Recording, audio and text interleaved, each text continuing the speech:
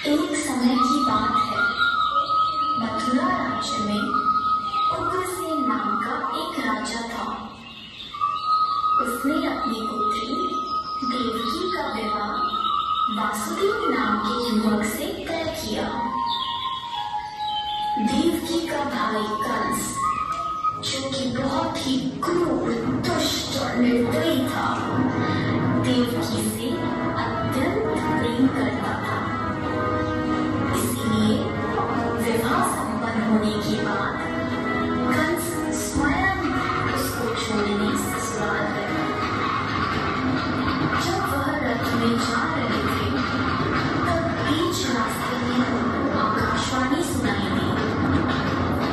हे दुष्ट कंस, तुमने इस धरती पर बहुत पाप किए हैं, इसलिए इस धरती पर से तेरे पाप नष्ट करने के लिए देवकी का 8वां पुत्र जन्म लेगा और वही तेरा विनाश करेगा।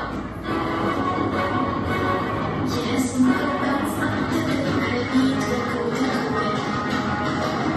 वह बीच रास्ते में से ही रथ को वापस मथुरा ले गए और देवकी और वासुदेव जी को बंदी गृह में डालकर बंदी बनाकर रखा। समय बीतता गया। कुछ समय बाद देवकी की पहली संतान हुई।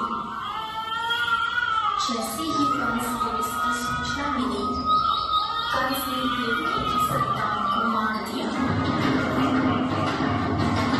यह उसके अत्याचार की शुरुआत थी। इस प्रकार कंस ने देवकी के 7 पुत्रों को उनके जन्म के तत्काल बाद ही हत्या कर दी। इससे वासुदेव और देवकी अत्यधिक दुखी थे। पर अंततः इस अंधकार के छटने का समय आ गया, जब भगवान ने धरती पर मानव रूप धारण करते हुए जन्म लिया।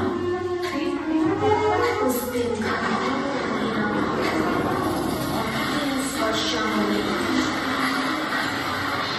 ऐसे करके भगवान ने धरती पर देवकी की 8वीं संतान बनकर बालक रूप में जन्म लिया। जन्म लेते ही वहाँ एक दिव्य प्रकाश प्रकट हुआ और उस प्रकाश में से श्री विष्णु भगवान ने अपनी पूर्ण अवतार में दर्शन दिए और वासुदेव से कहा, हे वासुदेव, मैंने इस धरती पर कंस जैसे दुष्ट और अत्याचारी मानव का विनाश करने के लिए कृष्ण अवतार में जन्म लिया है। अतः मैं आपसे विनती करता हूँ कि आपके दोस्त नंद के घर ले चले, जहाँ उनकी पत्नी यशोदा ने बालिका को जन्म दिया है। उस बालिका को यहाँ ले आकर मुझे यशोदा के बगल में सुला दे। ऐसा बोलकर भगवान अंतर्ध्यान हो गए। भगवान ने एक शिशु का रूप धारण किया और एक चमत्कार हुआ। वासुदेव और देवकी पीढ़ी मुक्त हो गए।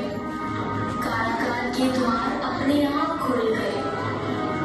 जेल प्रहरी गहरी निद्रा में सो गए और ऐसे समय वासुदेव उस बालक को लेकर नंद के घर चल पड़े। 30 वर्षा के कारण यमुना नदी का बहाव बहुत तेज था, और यमुना नदी ने वासुदेव और उनके पुत्र के लिए रास्ता बना दिया और शेषनाग ने प्रकट होकर कृष्ण भगवान को अपने फल फैलाकर तेज बारिश से बचाया। आखिरकार वे नंद के गांव पहुंचे और कृष्ण को यशोदा के बगल में लिटाकर उनकी पुत्री को वापस बंदी गृह ले आए। वहां पहुंचते ही बंदी गृह के दरवाजे स्वयं बंद हो गए। सारे जेल प्रहरी उस पुत्री के रोने की आवाज सुनकर जाग गए और कंस को सूचित किया। जब कंस को सूचना मिली कि वासुदेव जी की 8वीं संतान पुत्री हुई है, तो कंस उस पुत्री को मारने लगा। अचानक उसमें से एक दिव्य ज्योति के साथ शक्ति